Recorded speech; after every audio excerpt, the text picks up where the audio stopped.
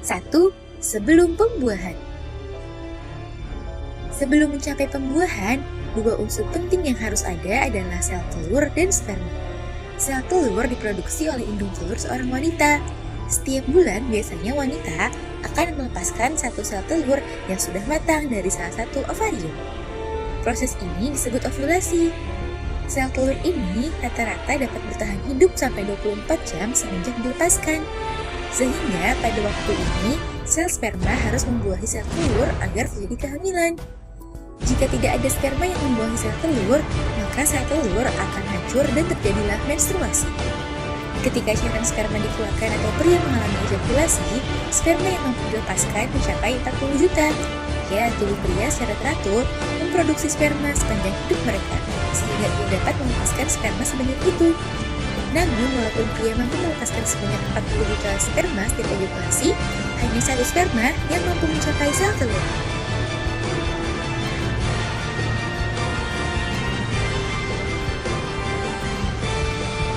2. Terjadinya pembuahan. Saat berhubungan, pria akan mencapai orgasme dan menghasilkan ejakulasi.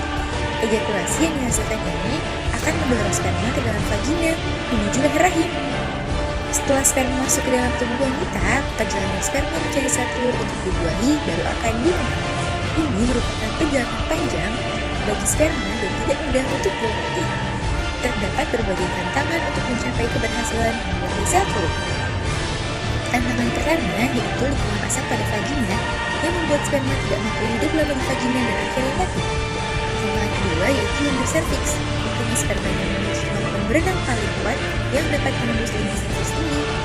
Setelah berhasil melewati jaring-jaring dari lingkar serviks, sperma kemudian harus berenang sekitar 15 cm dari serviks menuju ke rahim, kemudian ke tubuh falopi untuk mencapai sel telur. Perjalanan sperma belum selesai, walaupun sudah bertemu dengan sel telur. Satu telur mungkin bisa didekati oleh ratusan sperma, namun hanya sperma terkuat yang dapat menembus dinding luar sel telur. Ketika ada satu sperma yang mampu memasuki sel telur sampai inti sel telur, maka sel telur membentuk pertahanan diri sehingga mencegah sperma lainnya memasukinya. Dan akhirnya terjadilah pembuahan atau konsepsi.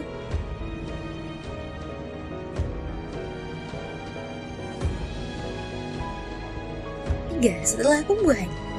Setelah sperma masuk ke dalam sel telur, kemudian sel telur membentuk pertahanan diri, materi genetik antara sperma dan sel telur kemudian melakukan penggabungan. Nah, jenis kelamin bayi bunda ditentukan dari sini. Jika sperma yang berhasil membuahi sel telur membawa kromosom Y, maka bayi bunda akan berjenis kelamin laki-laki.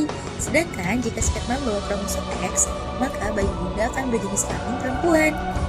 Sel-sel baru dengan jumlah sekitar 100 sel akan membentuk gundelan yang disebut dengan blastokista. Blastokista ini kemudian akan berjalan menuju rahim, dapat memakan waktu sampai 3 hari atau lebih. Setelah itu, blastokista akan menempel pada dinding rahim yang kemudian akan berkembang menjadi embrio dan plasenta. Ini membutuhkan waktu sampai beberapa minggu sampai bunda menyadari bahwa bunda sedang hamil dan tes kehamilan membutuhkan hal yang sama. Selanjutnya, janin akan berkembang dan terus berkembang.